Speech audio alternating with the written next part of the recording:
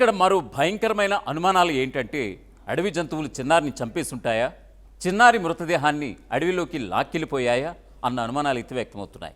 అయితే చిన్నారి ఫ్యామిలీ ఎన్నో ఏళ్లుగా ఇక్కడ ఉండడంతో అడవి జంతువులు ఇక్కడికి వచ్చినట్లు ఎక్కడా చూడలేదని కూడా అంటున్నారు.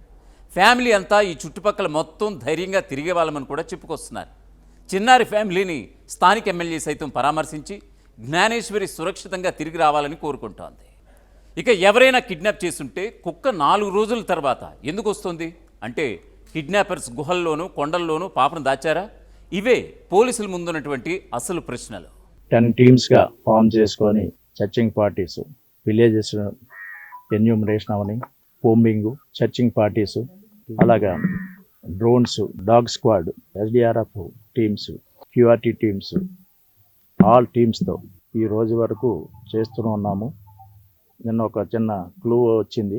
ఆ మిస్ అయినటువంటి ఆ డాగ్ మళ్ళీ తిరిగి రావడము, యజమానురాల దగ్గరికి వెళ్ళడము, మళ్ళీ వెళ్ళిపోవడము.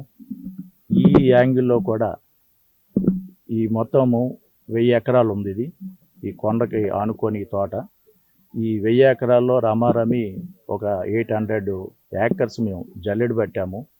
అణువు గాలించాము, కోమింగ్ చేయించాము. ఆల్ మెథడ్స్లో ప్రతి ఏరియాని వాగులవని ఇటువైపు వచ్చిన ఎన్ రూట్లో ఉన్నటువంటి సీసీ కెమెరాస్, టెక్నికల్ ఎవిడెన్స్ ద్వారా మాకు ఇంకా ఉన్నటువంటి అన్ని ప్రాబుల్స్ అన్నీ చెక్ చేసాం. మొత్తం పాప స్టోరీని అనలైజ్ చేస్తే ఇక్కడ మనకి 3 అనుమానాలు అయితే వ్యక్తమవుతున్నాయి.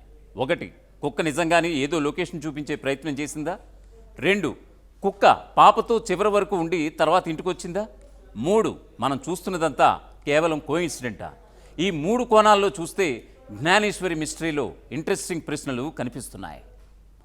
ఎన్ని చెప్పుకున్నా సరే చిన్నారి కేసుకు సంబంధించి ఉన్న ఏకైక హోప్ ఈ కుక్కే. పోలీసులు దాన్ని అబ్జర్వ్ చేస్తున్నారు. మరి మన ఆర్టీవీ టీం కూడా ప్రాణాలు పణంగా పెట్టి ఆ దట్టమైన అడవుల్లో అలాగే కొండల్లో సెర్చ్ ఆపరేషన్లో పాల్గొంటోంది.